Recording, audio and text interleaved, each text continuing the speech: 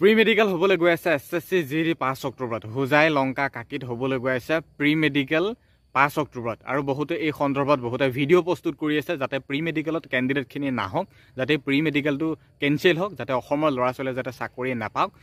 এনেকুৱা ধৰণৰ কিছুমান ভিডিঅ' বনাই আছে প্ৰি মেডিকেল ফেক বুলি তেনেকুৱা নহয় এতিয়া একাডেমি এটাই নহয় একাডেমি এটা বহুত হ'ল গতিকে তোমালোকে যাৰ নাম কৈ আছে তেখেতৰ লগত এই একাডেমি জড়িত নহয় এই একাডেমিটোৰ নাম হৈছে north east physical academy north east physical academy নতুনকৈ এটা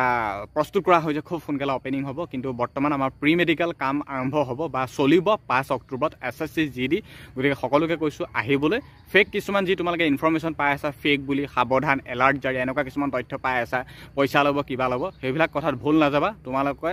চাকৰি তোমালোকে ল'বা বেলেগে নলয় আৰু চাকৰি তোমালোকক সি নিদিয়ে বা বেলেগে নিদিয়ে তোমালোকৰ চাকৰি তোমালোকে নিজেই ল'ব লাগিব গতিকে 5 অক্টোবৰত তোমালোকে প্ৰি মেডিকেলটো কৰিবলৈ নাপাহৰিবা বা আহিবলৈ নাপাহৰিবা সকলোবিলাক ফ্ৰী আছে ইমান বিশেষ চিন্তা কৰিবলগীয়া বিষয় নহয় A to Z চেকআপ কৰোৱা হ'ব নতুন একাডেমি এইটো north east physical academy pre medical হ'ব এছএছচি জিডি 5 অক্টোবৰত হ'ব বাকী ফেক যিবিলাক ইনফৰমেশ্যন পাইছে সকলোবিলাক ফেককৈ তোমালোকক জনাইছে যাতে তোমালোক নাহা সেইটো হিচাপত